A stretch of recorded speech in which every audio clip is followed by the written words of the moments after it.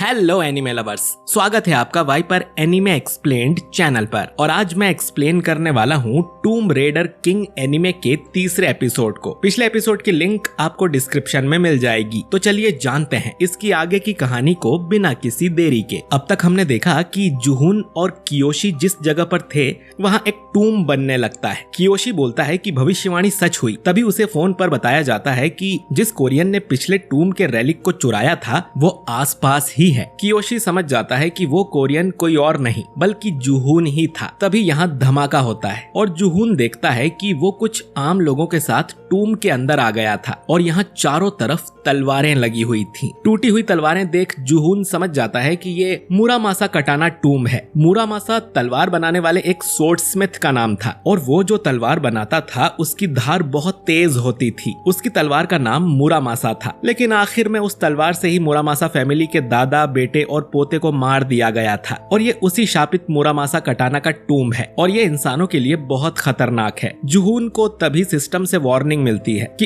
इस टूम में खड़े रहने से भी उसकी स्किन पर डैमेज हो रहा था। तो जुहुन को ये टूम जल्दी क्लियर करना पड़ेगा। पर ये टूम बहुत बड़ा था तो जुहुन चलने में ही थक जाता है। जुहुन को रेलिक मिल ही नहीं रहा था। वो सोचता है कि उस जापानी को पता होगा कि रेलिक कहाँ है, क्योंकि उसके पास फ्यूचर गाइड जो है। जुहुन को उस पर नजर रखनी चाहिए थी। तभी उसे किसी के चिल्लाने की आवाज आती है। वो देखता है कि एक गड्ढे में कई सारे लोग थे और उनमें एक लड़की पजेस हो गई थी। जुहुन कहता है कि रेलिक ने इस लड़की को पजेस कर लिया है। अगर उस कटाना से किसी और को कट लगा तो वो भी पजेस हो जाएंगे और इस तरह सारे लोग मारे जाएंगे। जुहुन देखता है कि इस गड्ढे के ऊपर एक ब्रिज बना हुआ था। जुहुन समझ जाता है कि इस गड्ढे में किसी को फेंकने से यह ब्रिज बनता होगा। वो इनसे पूछता है कि क्या उस जापानी ने तुम सबको गड्ढे में गिराया है? तो एक आदमी कहता है कि हाँ, वो जापानी कोई गाना गा रहा था और अचानक ही जमीन में यह गड्ढा हो गया। फिर उसने सबको गड्ढे में गिराया और भाग गया। जुहुन अब वो रेलिक निकालता है जो उसने कियोशी से चुराया था। उसके पास एक रस्सी जैसा ब्रेसलेट था और एक मोची यानी राइस केक।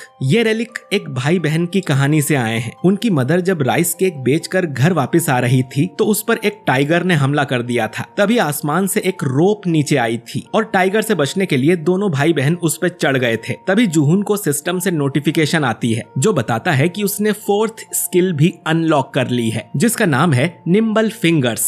यानी जुहुन किसी रेलिक को चुराकर ही ये जान लेगा कि उसे इस्तेमाल कैसे करते हैं। उसे अब टूम रेडर का टाइटल मिल गया था और वो जब इस टूम को क्लियर करेगा तो उसे बड़ा इनाम भी मिलेगा। जुहुन अब गड्ढे में कूदकर उस पजेस लड़की के सामने जाता है। वो उस पर कटाना से अटैक कर देती है, लेकिन जुहुन अपने डैगर से उससे लड़ने लगता है। इसके बाद वो अपने रस्सी वाले रेलिक से उसे बांध देता है जिससे वो नॉर्मल हो जाती है। जुहुन इनसे पूछता है कि वो जापानी किस तरफ गया है तो उसे बताया जाता है कि वो ब्रिज पार करके गुफा के अंदर गया है। जुहुन समझ जाता है कि वहाँ का रास्ता उसे फ्यूचर गाइड नहीं बताया होगा। वो रस्सी अब अपने आप ही हिलने लगती है और बोलती है कि चलो खेलते हैं। जी हाँ दोस्तों, इन रेलिक्स का अपना दिमाग होता है। जुहुन उस रस्सी को वापस अपने पास बुला लेता है। जुहुन अब बाकी लोगों से कहता है कि मैं आप सबको यहाँ से बाहर निकालूंगा, पर आप लोग भी उस जापानी को पकड़ने में मेरी मदद कीजिए। इधर कियोशी उस गड्ढे में पहुँच गया था जहाँ उसे रेलिक मिलेगा। कियोशी सोच रहा था कि एक बार मेरे हाथ ये मुरामासा रेलिक लग जाए, बाकी लोगों को तो मैंने पहले ही ठिकाने लगा दिया है और उस कोरियन को भी मैं छोड़ूंगा नहीं, मैं उसे भी ढूंढकर मार डालूंगा। वो अब जमीन से कटाना निकाल के देखने लगता है पर वो सब टूटी हुई थी। उसे समझ नहीं आता कि असली मुरामासा कहाँ है। तभी वो सब लोग यहाँ आ जाते हैं और कियोशी की पिटाई करने लगते हैं। जुहुन भी यहीं खड़ा था और उसके हाथ में वो सोने की कुल्हाड़ी भी थी। वो अपनी गोल्डन एक्स से बोलता है कि उसे मुरामासा का पता बताओ और उसे पता चल जाता है कि इन सब कटाना में असली मुरामासा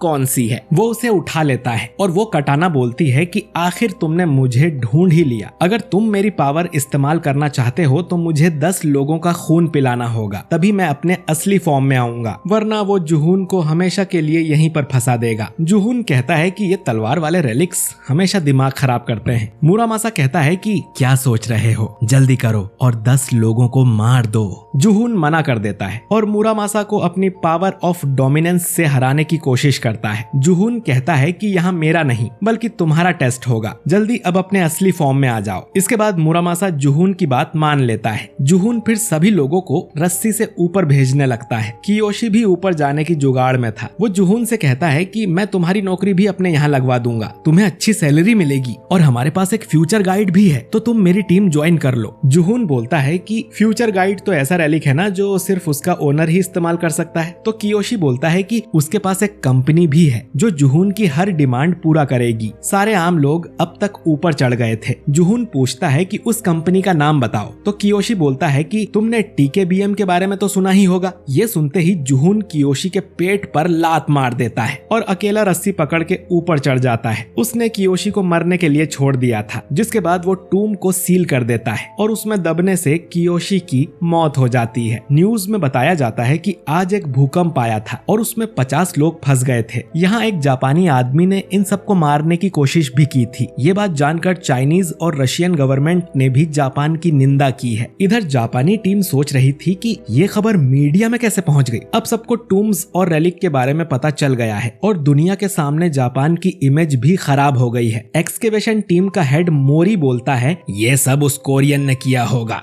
हम फ्यूचर गाइड की मदद से उसे खोज लेंगे। बॉस कहता है कि फ्यूचर गाइड तो उसे ही ढूंढ सकता है ना जिससे वो खुद मिला हो। मोरी कहता है कि कियोशी से उस कोरियन का कांटेक्ट हुआ था, तो फ्यूचर गाइड जरूर उसे ढूंढ लेगा और हम उसे खत्म कर देंगे। हम एक होटल को देखते हैं जिसमें जुहून था, उसके हाथ पर घाव लग गया था। वो कहता है कि डोमिनेंस से रेलिक हासिल करने में यही दिक्कत आती है, जितना पावरफुल रेलिक होता है वो उतनी ही दिक्कत देता है। अगर जुहून ऐसे ही रेलिक हासिल करता रहा तो उसकी बॉडी ज्यादा देर तक नहीं टिक पाएगी। तभी सिस्टम उसे बताता है कि टूम क्लियर करने के लिए उसे एक इनाम दिया जाएगा। साथ ही वो उसे 2 ऑप्शन देता है, डोमिनेंस का रास्ता या एफिनिटी का रास्ता। जुहून कहता है कि मैं डोमिनेंस का रास्ता ही चुनूंगा। फिर उसे इनाम मिल जाता है। जुहून ढूंढने लगता है कि ये इनाम है कहाँ। तभी उसे अपनी जेब में एक छोटी सी गोली मिलती है। जुहून उसे खा लेता है और अचानक ही उसका हाथ पूरी तरह से ठीक हो जाता है। ये एक हीलिंग मेडिसिन थी जिसने रेलिक से मिले घाव को भर दिया था। सिस्टम बताता है कि जुहून ने एक और स्किल अनलॉक कर ली है जो है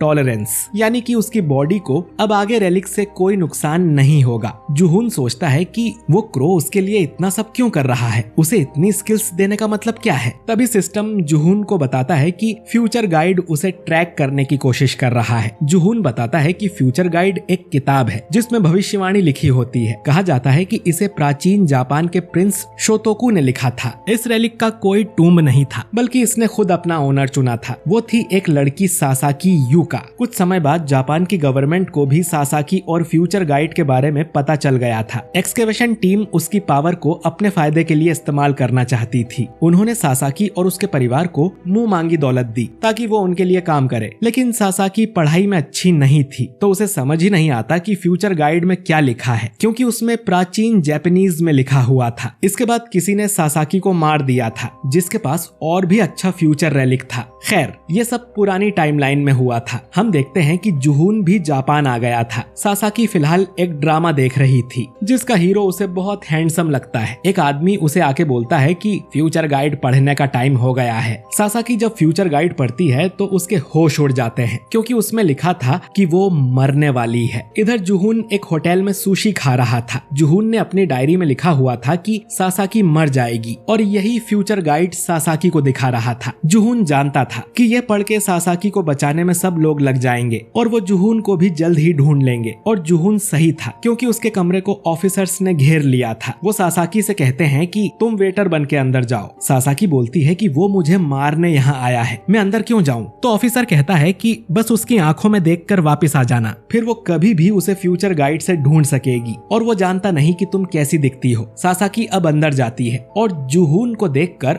उसके होश उड़ जाते हैं। वो उसे बहुत हैंडसम लगता है। जुहून भी उसका ऑरा देख समझ जाता है कि यही फ्यूचर गाइड की ओनर है। ऑफिसर्स अब जुहून को पकड़ने अंदर जाने वाले थे, लेकिन सासाकी खुद ही गेट बंद कर देती है और जुहून को मोबाइल पर लिखकर बताती है कि वो उसे लाइक करती है। क्या वो डेट पर जा सकते हैं और क्या वो उसकी गर्लफ्रेंड बन सकती है। जुहून सोचता है कि ये इस लड़की को अचानक क्या हो गया, पर उसके लिए अच्छा मौका है। जुहून उसे हाँ कर देता है। तभी गेट पर धमाका होता है और जो ऑफिसर बाहर खड़े थे वो रस्सी से बंध जाते हैं और उनके सामने से जुहून सासाकी को लेके चला जाता है और ये एपिसोड यहीं पर एंड हो जाता है। तो दोस्तों इस एनीमे की कहानी काफी तेज भाग रही है क्योंकि मानवा से काफी चीजें काटी गई हैं। आपको ये एपिसोड कैसा लगा कमेंट करके जरूर बताइए और वीडियो अच्छा लगा हो तो इसे लाइक और शेयर कीजिए। और अगर आप हमारे चैनल वाइपर एनीमे एक्सप्लेन्ड पर नए हैं तो हमारे चैनल को सब्सक्राइब करके बेल आइकन जरूर दबाइए। मैं मिलता हूँ आपसे बहुत जल्द अगले वीडियो के साथ। शुक्रिया।